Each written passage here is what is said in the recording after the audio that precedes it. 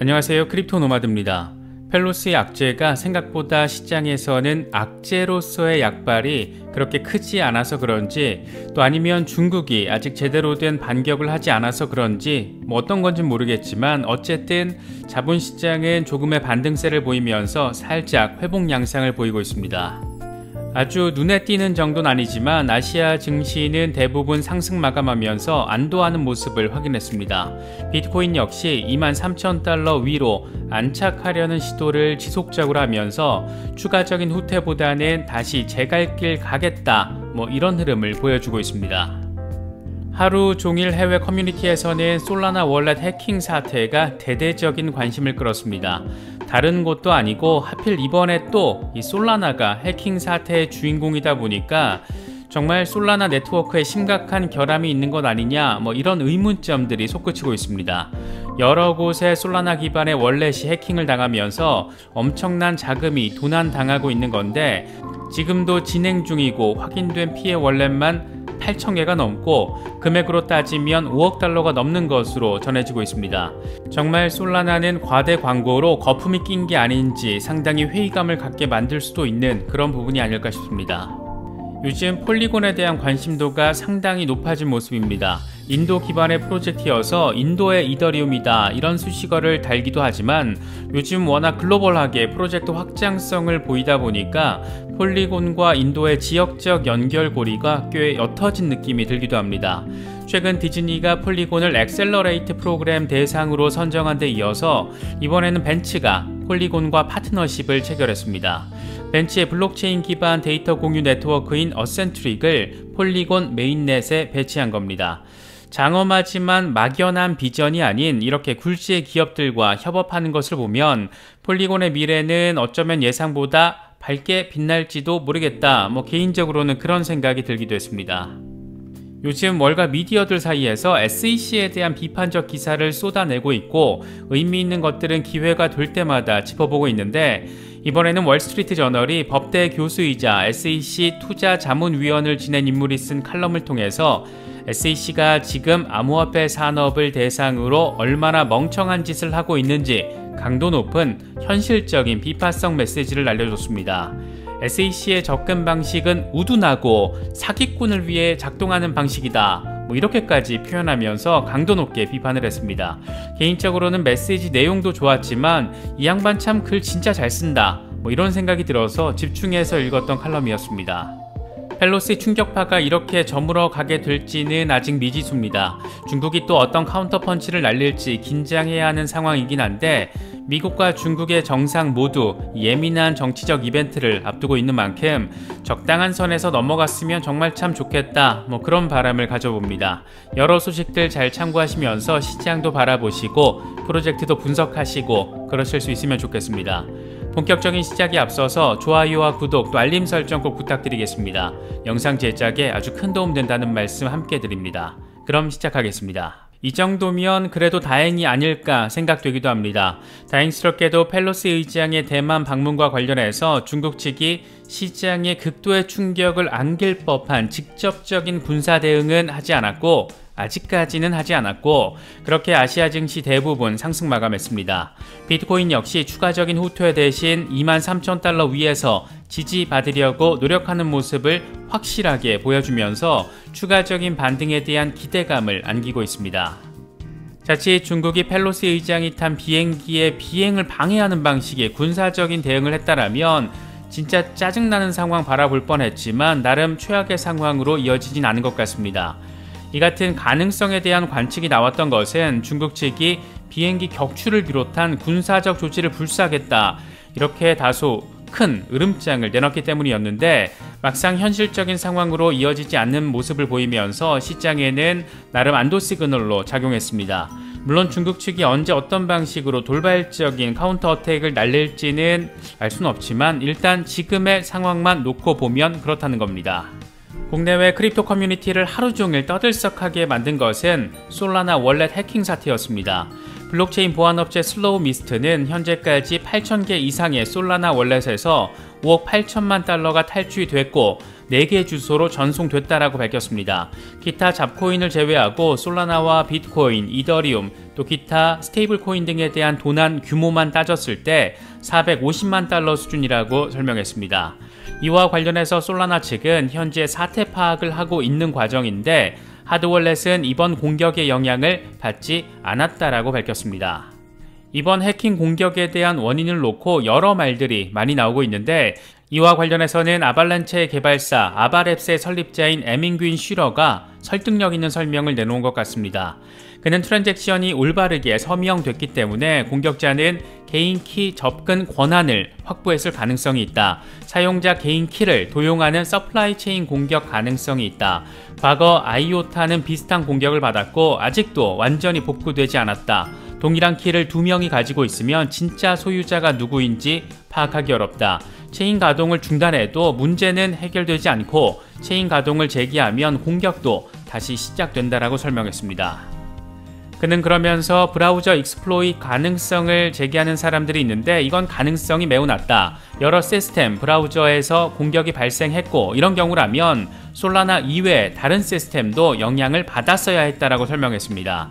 그러면서 하드웨어 지갑과 중앙화 거래소는 이번 사태와 관련해서 영향을 받지 않은 것으로 보이기 때문에 솔라나 자산을 이쪽으로 옮기면 문제가 없을 것이다 라고 덧붙였습니다. 내 의지와 상관없이 멀쩡한 개인 키가 해킹돼서 이런 일이 생길 수도 있다라는 게 사실 놀랍기도 하고 어이없기도 하고 짜증나기도 한데 솔라나 홀더분들은 이런 부분들 참고하시면 좋을 것 같습니다. 이번에 다른 프로젝트가 아니라 하필 솔라나 월렛에서 이런 일이 발생하면서 안 그래도 네트워크 가동 중단의 대명사라는 오명을 가지고 있는 솔라나에 대한 비판적 여론이 더 강화되고 있는 모습도 포착되고 있습니다. 이와 관련해서 사이버 캐피털의 창업자 저스틴 본스가 이번 사태 직전에 작정하고 솔라나 때리기에 나섰던 게 재조명받고 있습니다. 그는 블록체인 가동 중단이 되어서는 안 되는데 이 솔라나는 최소 7번 네트워크 가동을 멈췄었다. 많은 거짓말과 사기, 잘못된 체인 구조가 존재한다. 이렇게 강도 높게 비판했습니다. 솔라나는 프로젝트의 탄생과 함께 노골적인 사기로 시작했다 이렇게 강조하면서 솔라나는 유통량을 속였고 전혀 혁신적이지 않다. 이렇게 근본적으로 무모한 최초의 블록체인일 뿐이다. 솔라나 팀은 좋은 블록체인을 만드는 것보다 무지한 투자자 유치를 우선시했고 의도적으로 테크노 버블을 만들어서 투자자를 속일 가능성도 있다. 이런 내용의 고강도 비판을 25개 트윗을 통해서 쏟아냈습니다. 사실 솔라나에 대한 기술적인 전문가가 아닌 이상 기술적인 부분에 대해서 온전히 이해하기 쉽지 않은 것 같은데 대체적인 톤을 보면 뭔가 큰 문제가 존재할 수 있는 여지가 있을 수도 있겠구나 이런 의구심을 갖기에는 충분해 보입니다. 특히 우리 모두는 설마 했던 테라 사태가 이 정도로 시장 자체를 흔들 수 있고 쑥대밭으로 만들 수 있다는 것을 최근 직접적으로 바라봤기 때문에 이번 솔라나 월렛 사태 역시 예의주시해서 바라봐야 하지 않을까 그런 생각이 들기도 합니다.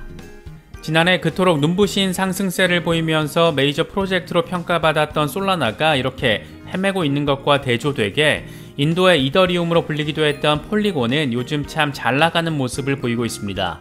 최근 디즈니 엑셀러레이터 기업으로 선정되면서 꽤나 주목도를 높였었는데 이번에는 벤치의 선택을 받으면서 다시금 관심의 중심에 섰습니다.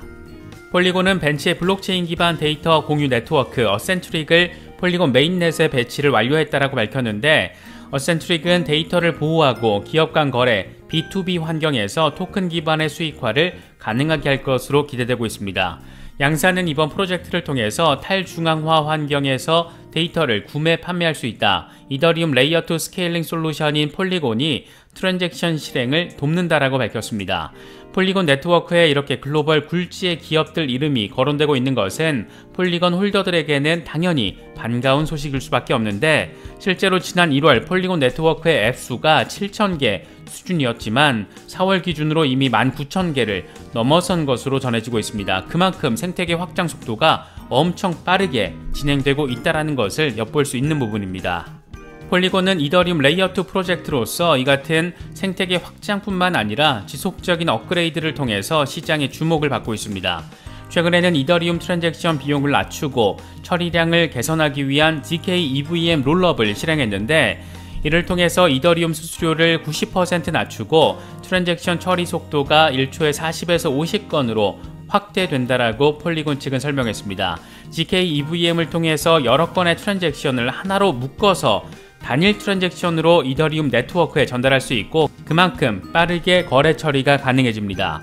이와 관련해서 폴리곤의 공동 창업자 마하일로 비엘릭은 추가적인 업그레이드가 이루어질 경우에 언젠가 시점이 되면 초당 수천 건의 트랜잭션을 처리할 수 있게 될 것이고, 그렇게 비자 등 주류 결제 시스템을 능가할 수 있게 될 것이다, 이렇게 강조하기도 했습니다.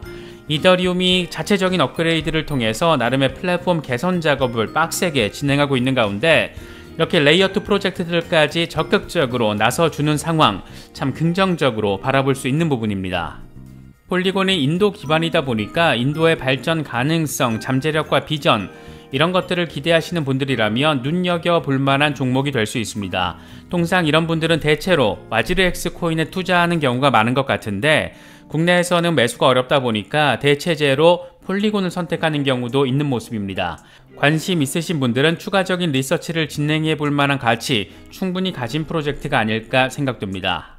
요즘 월가 미디어들 사이에서 SEC에 대한 비판적 기사를 쏟아내고 있고, 의미 있는 것들은 기회가 될 때마다 짚어보고 있는데, 이번에는 월스트리트 저널이 법대 교수이자 SEC 투자자문위원을 지낸 인물이 쓴 칼럼을 통해서 SEC가 지금 암호화폐 산업을 대상으로 얼마나 멍청한 짓거리를 벌이고 있는지 강도 높은 비판성 메시지를 날려줬습니다. 그는 SEC가 코인베이스와 다른 거래소들에 대한 조사를 시작했다라는 소문이 돌고 있는데, 이게 계속되면 SEC는 심각한 실수를 저지를 수 있다, 이렇게 말문을 열었습니다. 그러면서 암호화폐가 가진 여러 다양한 특징들을 설명했는데, 어떤 면에서 일부 암호화폐는 이익을 공유하는 지분증권의 이 특징을 가진 반면 어떤 코인은 거버넌스의 특징을 통해서 수익을 공유한다. 특히 여기에는 이사회와 임원 등 전통적인 기업 구조가 존재하지 않는다. 이런 프로젝트에 대한 재무제표를 제출하거나 서명할 수 있는 사람도 존재하지 않는다, 이렇게 밝히면서 기존의 SEC의 규제 방식을 통해서는 전혀 규제 자체가 불가능한 이 새로운 자산의 형태라는 점을 강조했습니다. 그는 이어서 암호화폐는 종류도 특징도 다양해서 전통적인 범주의 경계를 흐리게 만들어서 범주화 자체가 매우 어렵다. 일부는 데이터를 저장하고 또 다른 일부는 지불 또는 투자의 형태로 사용된다. 목적은 사용자의 선호도에 따라서 달라진다. 암호화폐 개발자가 SEC 프로젝트를 등록하고 싶어도 기존의 요구대로 등록할 수도 없다, 이렇게 설명을 했습니다. 특히 이런 암호화폐의 특징은 1933년 증권법 초안자들에게 충격을 줄 수가 있는데, 은행이나 증권거래소가 예금이나 대출을 할 때 완전 오픈소스 컴퓨터 코드를 통해서 운영된다라고 당시에는 상상도 하지 못했을 일이다. 이런 방식으로 매일 수십억 달러가 입금되고 출금되고 있다, 이렇게 강조를 하면서 100년 전 만들어진 법적 기준을 통해서는 지금의 혁신산업을 규제하는 것은 불가능하다, 이런 점을 강조했습니다. 마지막 문단이 진짜 압권인데, 미국은 혁신을 위해서 연방증권법에 대해 재고해야 한다. SEC는 재무제표를 전자적으로 전달하는 데 있어서도 10년이나 뒤처졌던 기관이다.